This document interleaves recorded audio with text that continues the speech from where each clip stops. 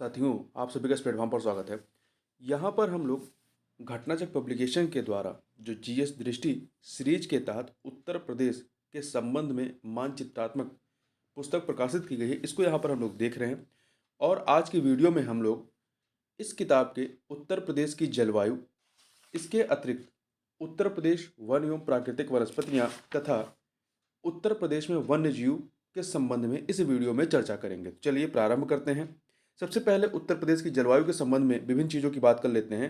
तो देखिए, उत्तर प्रदेश जलवायु की दृष्टि से जो है उपोष्ण कटिबंध में आता है। किसमें आता है? उपोष्ण कटिबंध में आता है। यहाँ की जलवायु उष्णकटिबंधीय मानसून प्रकार की है। तराई क्षेत्रों में यहाँ नमी रहती है। तराई क्षेत्रों में यहाँ पर नमी रहती है और दक्षिण पठारी क्षेत्र में ग्रीष्म ऋतु में नमी बिल्कुल नहीं रहती है। वर्षा भूभाग और मिट्टी की विशेषताओं के आधार पर उत्तर प्रदेश में 9 कृषि जलवायु प्रदेशों की पहचान की गई। तो ध्यान रखिएगा, यदि पूछा जाता है कि उत्तर प्रदेश में कितने कृषि जलवायु प्रदेश हैं, तो कुल 9 हैं। और यदि पूरे भारत में पूछा जाए तो कुल 15 कृषि जलवायु क्षेत्र हैं या प्रदेश हैं। अब हम लोग बात करते हैं उत्तर प्रदेश जलवायु प्रदेश के बारे में। तो इसको दो पार्ट में बांट सकते हैं। एक आपका है आर्द्र एवं उष्ण प्रदेश, दूसरा है साधारण आर्द्र एवं उष्ण प्रदेश। तो आर्द्र एवं उष्ण प्रदेश में आपका तराई क्षेत्र आता है और पूर्वी उत्तर प्रदेश आता है। तराई क्षेत्र में यहाँ पर कैसा है? यहाँ पर 120 से 180 सेंटीमीटर वार्षिक वर्षा होती है, जबकि पूर्वी उत्तर प्रदेश में जो है 100 से 120 सेंटीमीटर वार्षिक वर्षा होती है।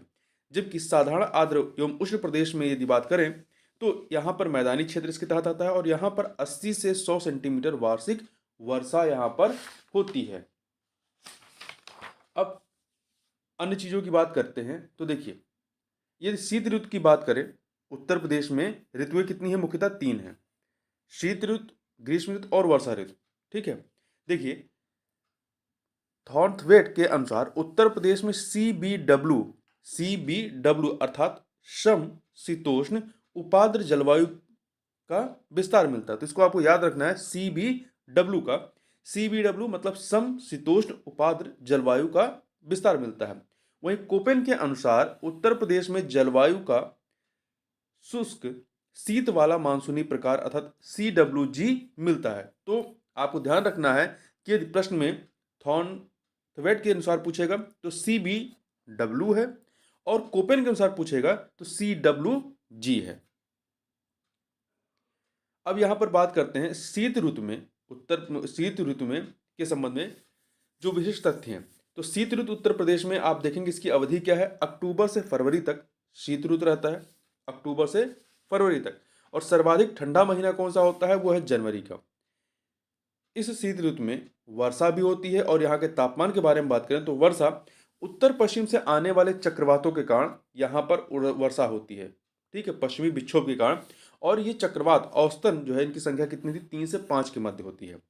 और इसकी वजह से उत्तर पश्चिम क्षेत्रों में वर्षा की जो मात्रा होती है कितनी होती है? 7 से 10 सेंटीमीटर। बहुत ज़्यादा वर्षा नहीं होती है, कम होती है पर होती है। और तापमान की बात करें तो यहाँ मैदानी क्षेत्र में शीत ऋतु में औसत अधिकतम तापमान जो है वो 27.2 डिग्री सेंटीग्रेड होता है।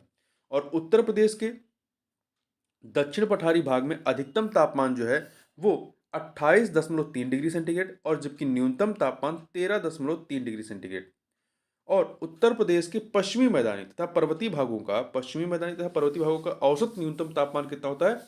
10 डिग्री सेंटीग्रेड होता है। आगे बढ़ते हैं। आगे ग्रीष्म ऋतु के संबंध में विशिष्ट तथ्यों को यहाँ पर देखें तो ग्रीष्म ऋतु की अवधि उत्तर प्रदेश में कब से कब तक होती है? मार्च से लेकर के जून तक होती है। और अधिकतम गर्मी यहाँ पर कहाँ पड़ती है? तो अधिकतम गर्मी जो है झांसी और आगरा जिलों में पड़ती है, जबकि सबसे कम गर्मी जो है बरेली जिला में पड़ती है। लू एक शब्द होता है जो कि ग्रीष्म ऋतु में काफी सुनने को मिलता है। तो लू का मतलब होता है ग्रीष्म ऋतु में पश्चिम की ओर से चलने वाली शुष्क एवं गर्म हवाएं, मतलब ये पछुआ हवाएं होती हैं। पश्चिम से चल रही हैं तो पछुआ हवाएं हैं। ग्रीष्म ऋतु में कुछ स्थानों पर अधिकतम तापमान रिकॉर्ड कितना है? 47 डिग्री सेंटीग्रेड तापमान किया गया है। बुंदेलखंड क्षेत्र में सर्वाधिक औसत की बात करेंगे तो बुंदेलखंड क्षेत्र में है। क्यों? क्योंकि ये जो है कर्क रेखा से निकटता रखता है। अधिकतम औसत तापमान जो है ग्रीष्म ऋतु में उत्तर प्रदेश में कितना होता है? 36 से 39 डिग्री सेंटीग्रेड, जबकि न्यूनतम 21 से 23 डिग्री सेंटीग्रेड होता है। सर्वाधिक रिकॉर्ड तापमान कब होता है? मई व जून माह में होता है। आगे चलते हैं। आगे बात कर लेते हैं उत्तर प्रदेश में वर्षा ऋतु के संबंध में विशिष्ट तथ्यों की। तो पहले हमने शीत ऋतु की बात की, ग्रीष्म की बात की, अब वर्षा ऋतु के बारे में बात करते हैं। तो इसकी अवधि कब से कब तक रहती है? जून के अंतिम सप्ताह से लेकर के अक्टूबर तक वर्षा ऋतु होती है।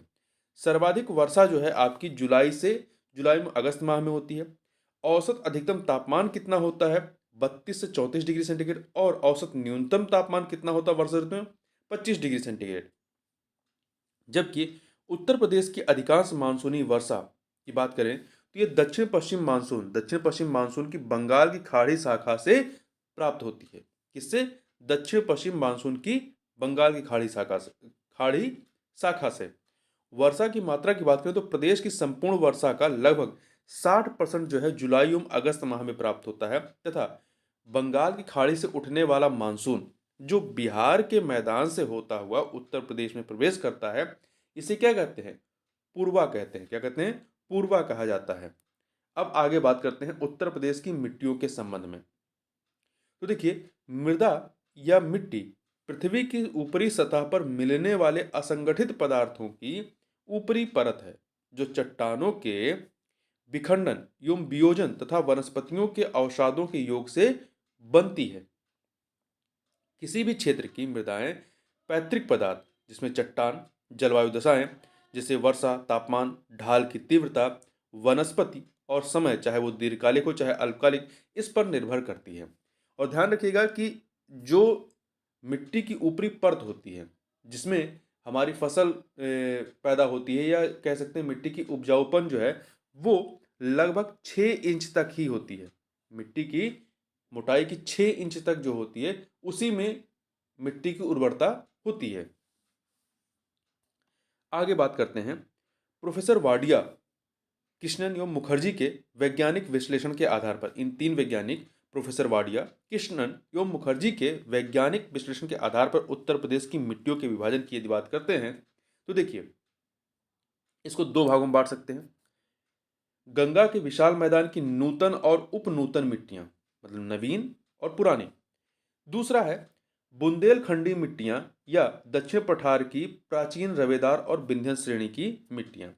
अब जो गंगा के विशाल मैदान की नूतन और उपनूतन मिट्टियां हैं, इनमें एक है बांगर या पुरानी जलोढ़ मृदा, जो पहले निर्मित हुई है गंगा नदी के माध्यम से, और दूसरी है खादर या नवीन जलोढ़ मृदा। अब इसमें आगे देखते हैं। अब बात कर लेते हैं पहले बांगर मिट्टी के बारे में, जो कि पुरानी जलोढ़ मृदा है। मतलब अब बाढ़ में गंगा का पानी यहां तक नहीं आता है। तो इसमें खनिज प्रचुरता क्या होती है? फास्फोरस एवं चूना, जबकि नाइट्रोजन, पोटास, जीवांश आदि पदार्थों की कमी होती है। तो ध्यान रखिएगा, बांगर मिट्टी में फास्फोरस और चूना तो पाया जाता है, परंतु इसमें नाइट्रोजन, पोटास, जीवांश आदि पदार्थों की कमी होती है। उपरहार मिट्टी, तो ये जो है उत्तर प्रदेश के पूर्वी भाग में बांगर मिट्टी को दिया गया नाम है। उपरहार मिट्टी क्या है? तो ये उत्तर प्रदेश के पूर्वी भाग में जो बांगर मिट्टी होती है उसी का एक नाम है उपरहार मिट्टी।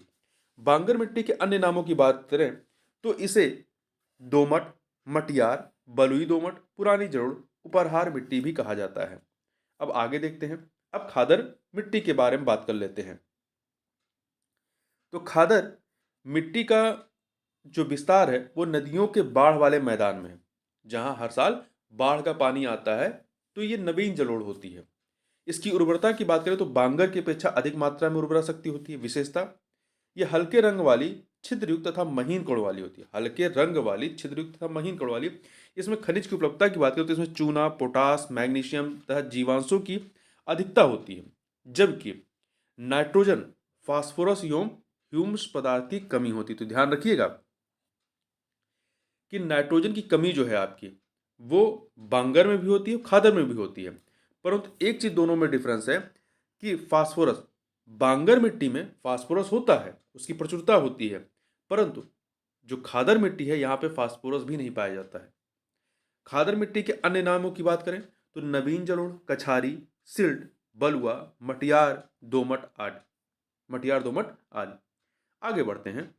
अब हम लोग बात कर लेते हैं उत्तर प्रदेश की मिट्टी के संबंध में कुछ विशिष्ट तथ्यों के बारे में। तो देखिए, इसे आप यहाँ की मिट्टी को 3 बड़े भागों में बांट सकते हैं। कैसे? भाबर पर्वतीय प्रदेश की मिट्टी, उत्तर प्रदेश के गंगा यमुना दोआब और राम गंगा दोआब क्षेत्रों में की मिट्टी, उत्तर प्रदेश में दोमट एवं बलुई। एक सेकेंड, हमें यहाँ मिट्टी से संबंधित कुछ महत्वपूर्ण तथ्यों के बारे में बात करनी है। ठीक है, तो देखिए, इसमें भाबर पर्वतीय क्षेत्र के बारे में बात करें तो ये जो है, यहाँ ये मिट्टी कैसी होती है? मोटी रेत वाली, कंकड़ और पत्थर से निर्मित अत्यंत छिछली मिट्टी होती है। और यहाँ पर क्या होता है, इस क्षेत्र में, भाबर क्षेत्र में मिट्टी जो नदियाँ होती हैं वो आकर के लुप्त हो जाती हैं। वहीं यदि इसकी दूसरी विशेषता उत्तर प्रदेश के गंगा यमुना दोआब और गंगा दोआब क्षेत्रों के बारे में बात करें तो यहाँ पर जलोढ़ एवं कॉप मिट्टी का विस्तार पाया जाता है। जबकि यदि हम तीसरी इसकी विशेषता देखें तो उत्तर प्रदेश में दोमट एवं बलुई मिट्टी को क्षेत्रीय भाषा में जो नाम दिए गए हैं उनकी यदि बात करें तो क्या नाम दिया गया है? सिक्का, करियाल एवं धनका। सिक्टा, करियाल एवं धन का नाम दिया गया है। यहाँ पर हम लोग उत्तर प्रदेश की कुछ प्रमुख मिट्टियों के बारे में बात देखते हैं, उनके नाम को देख लें। तो देखिए, लाल बलुई मिट्टियाँ मृदाएं, तराई मृदाएं, लवण प्रभावित मृदाएं, लाल और पीली मृदाएं, मिश्रित लाल एवं काली मृदाएं, मध्यम काली मृदाएं, कैल्शियम युक्त मृदाएं, जलोढ़ मृदाएं, पर्वत पदीय मृदाएं। अब कुछ अन्य चीजों की बात कर लेते हैं। तो देखिए, उत्तर प्रदेश में क्षेत्रवार मृदा अपरदन के जो प्रकार हैं उन प्रकारों की देख लेते हैं। तो सबसे पहले उत्तरी क्षेत्र में देखते हैं। उत्तरी क्षेत्र में परत अपरदन जो है ये विशेष रूप से प्रभावी है। जबकि पूर्वी क्षेत्र में बात करें तो परत अपरदन विशेष रूप से यहाँ प्रभावी है जलीय अपरदन के रूप में। ठीक है, यहाँ पे जो मिट्टी का अपरदन होता है वो जलीय अपरदन होता है। जबकि दक्षिणी क्षेत्र में ये यहाँ पर रिल अपरदन होता है और ये भी जलीय अपरदन के माध्यम से होता है। पश्चिमी क्षेत्र में देखें, पश्चिमी क्षेत्र में तो अवनालिका अपरदन यहाँ पे विशेष रूप से प्रभावी है। ठीक है, और यहाँ पे ये होता किसकी वजह से? वायु अपरदन। तो देखिए, उत्तरी क्षेत्र में परत अपरदन कौन सा मतलब अपरदन होता है? तो परत अपरदन होता है, ये प्रभावी है। पूर्वी क्षेत्र में भी परत अपरदन ही होता है जलीय अपरदन के माध्यम से। दक्षिणी क्षेत्र में रिल अपरदन होता है और पश्चिमी क्षेत्र में अवनालिका अपरदन होता है। अब बात करते हैं लाल मिट्टी के संबंध में विशिष्ट तथ्यों के। उत्तर प्रदेश में जो लाल मिट्टी पाई जाती है, तो ये लाल मिट्टी का क्षेत्र कहाँ है, कहाँ मिलता है? तो मिर्जापुर, सोनभद्र आदि जिलों में लाल मिट्टी पाई जाती है। लाल मिट्टी का निर्माण कैसे होता है? तो बालू में लाल शैलों के अपक्षय के द्वारा होता है। और लाल मिट्टी का विस्तार जो है आपका बेतवा और धशान जो नदियां हैं, इन नदियों के जल प्लावित क्षेत्रों में लाल मिट्टी का विस्तार है। लाल मिट्टी में उगाई जाने वाली फसलें कौन सी हैं? गेहूं, चना एवं दलहन आदि। गेहूं, चना एवं दलहन आदि। लाल मिट्टी में कमी किसकी है? नाइट्रोजन, जीवांश, फास्फोरस एवं चूना खनिजों की।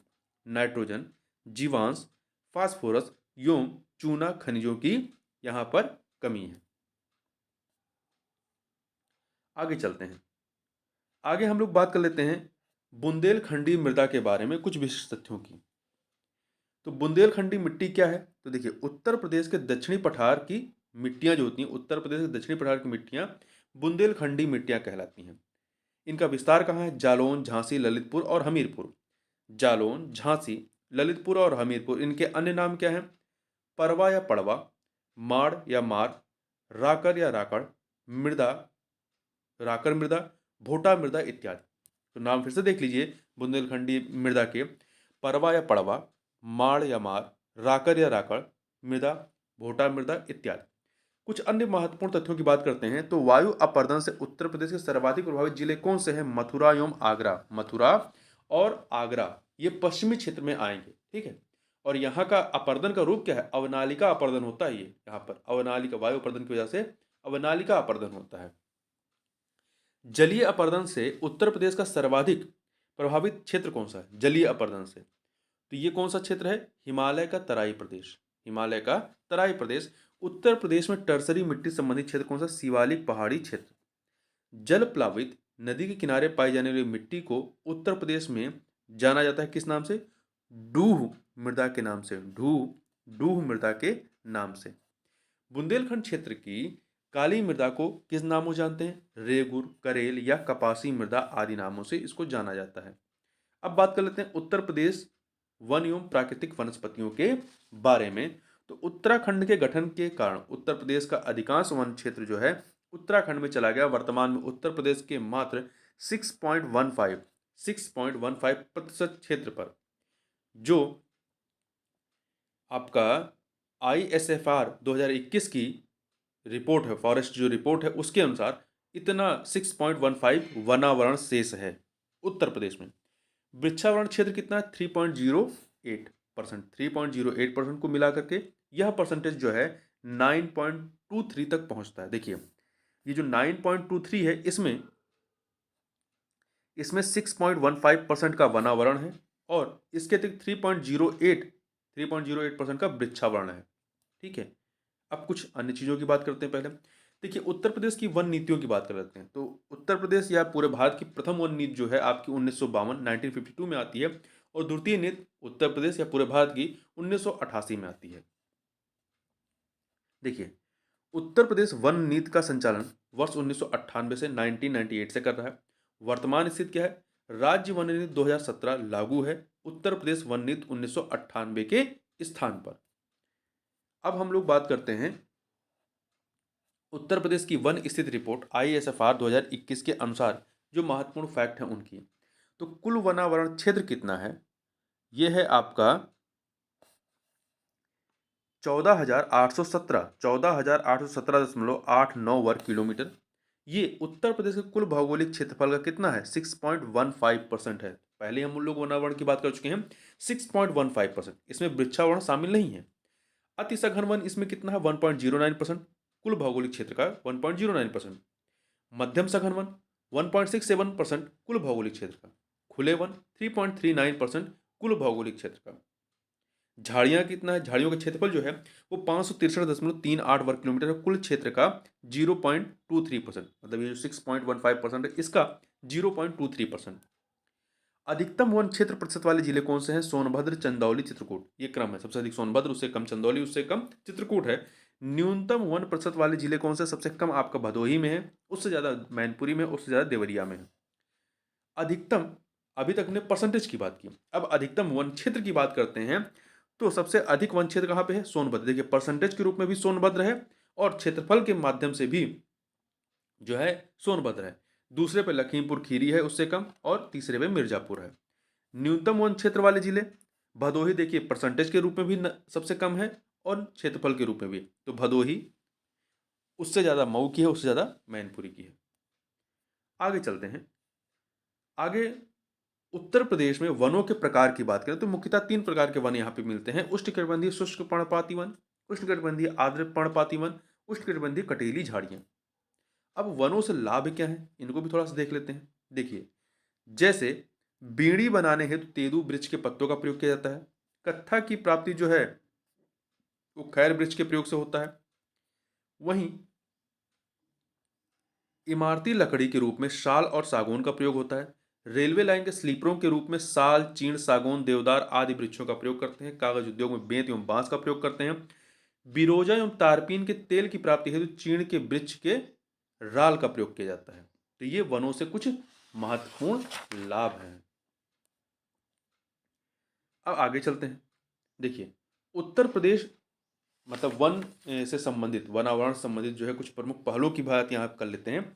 तो उत्तर प्रदेश वन महोत्सव के बारे में यदि बात करें तो इसका प्रारंभ कब होता है? जुलाई 1952 में इसका प्रारंभ हुआ।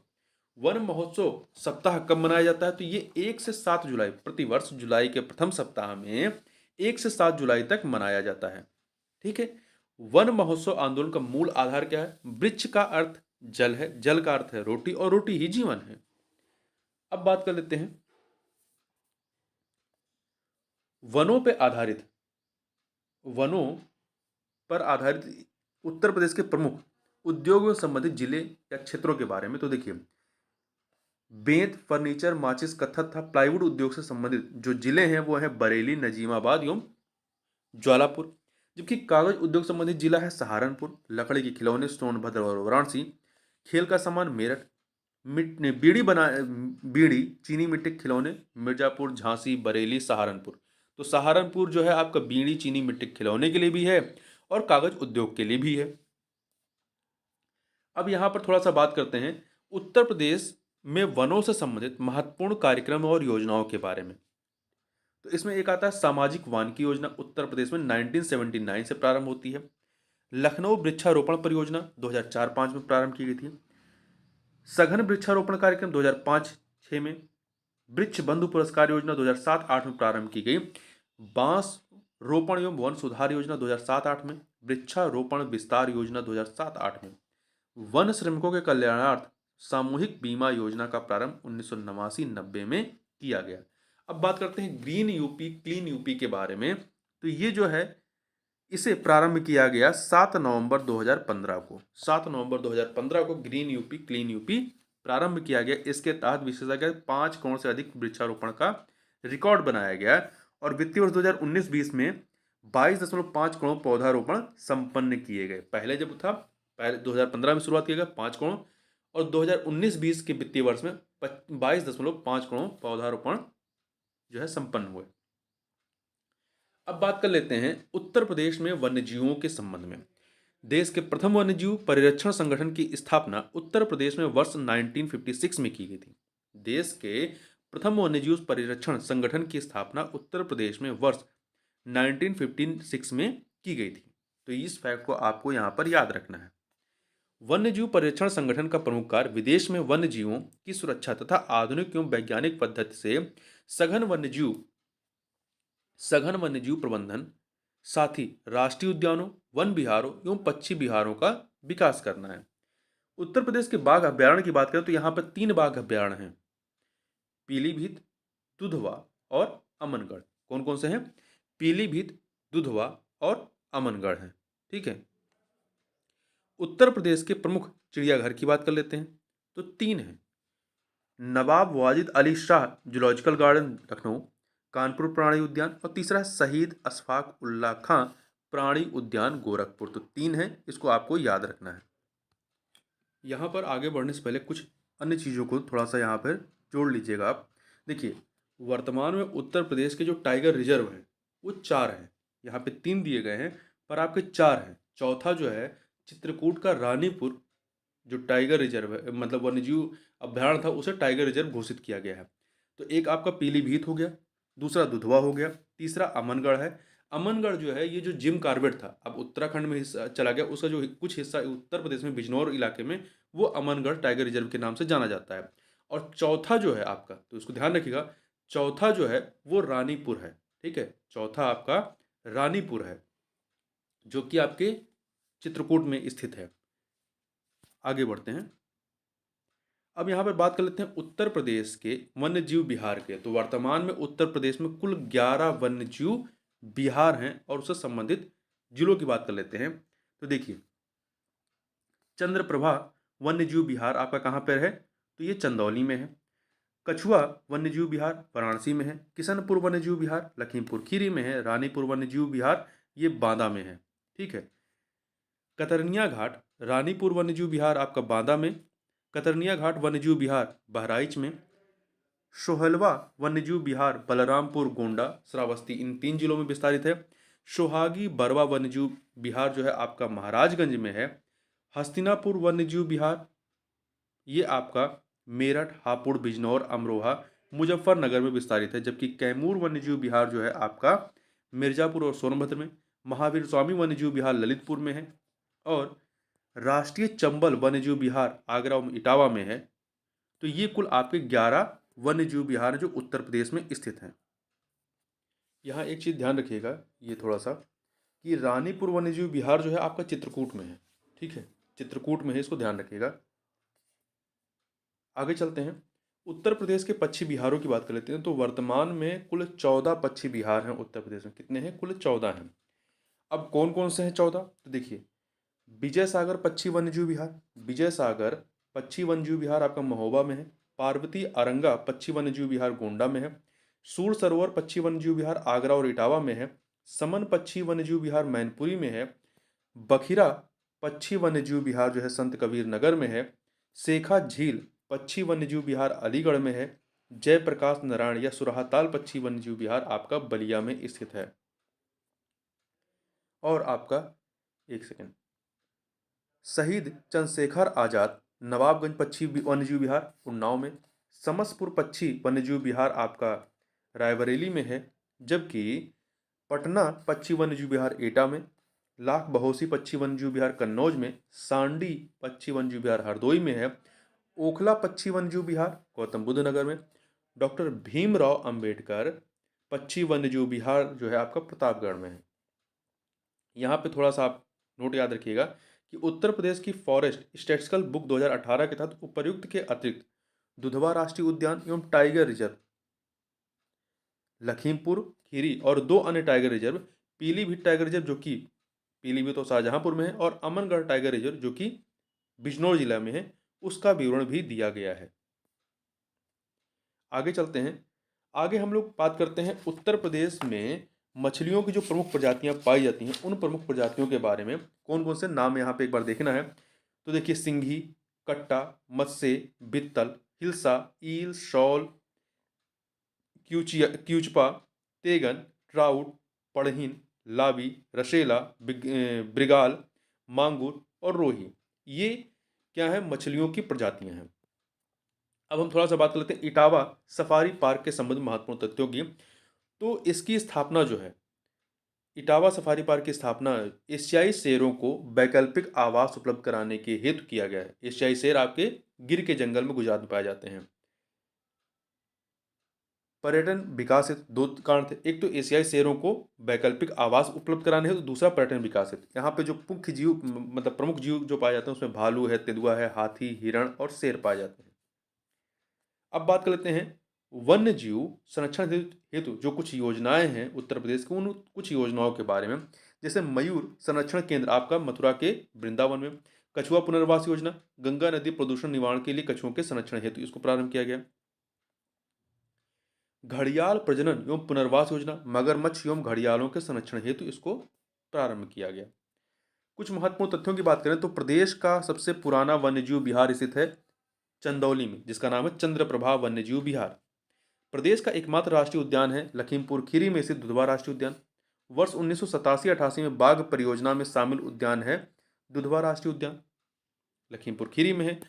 9 जून 2014 को उत्तर प्रदेश सरकार द्वारा बाघ अभ्यारण्य का दर्जा प्रदान किया गया पीलीभीत वन्यजीव अभ्यारण्य को। प्रत्येक वर्ष अक्टूबर माह के प्रथम सप्ताह 1 से 7 अक्टूबर को जो है क्या मनाया जाता है, वन्य प्राणी सुरक्षा सप्ताह मनाया जाता है। अब हम लोग बात कर लेते हैं उत्तर प्रदेश के रामसर आर्द्रभूमि स्थल की कितने हैं वर्तमान में। कुल 10 हैं। और पूरे देश में कितने हैं वर्तमान में 75 हैं। तो इन 10 की बात कर लेते हैं। उन्नाव में स्थित नवाबगंज पक्षी विहार, गोंडा का पार्वती अरंगा पक्षी विहार, मैनपुरी का समन पक्षी विहार, रायबरेली का समसपुर पक्षी विहार, हरदोई का सांडी पक्षी विहार, इटावा का सरसई नवार झील, आगरा का सूर सरोवर, ऊपरी गंगा नदी ब्रिजघाट से नरोरा तक, मुजफ्फरनगर और बिजनौर में स्थित हैदरपुर आर्द्रभूमि और बखिरा पक्षी वन्यजीव विहार। इसे ये संत कबीर नगर, ये कहाँ पे है, संत कबीर नगर में है। इसे जून 2021 में शामिल किया गया। तो कुल 10 हैं। तो इस प्रकार से इस वीडियो में बस इतना ही। मिलते हैं नेक्स्ट वीडियो में, तो तक के लिए बहुत बहुत धन्यवाद।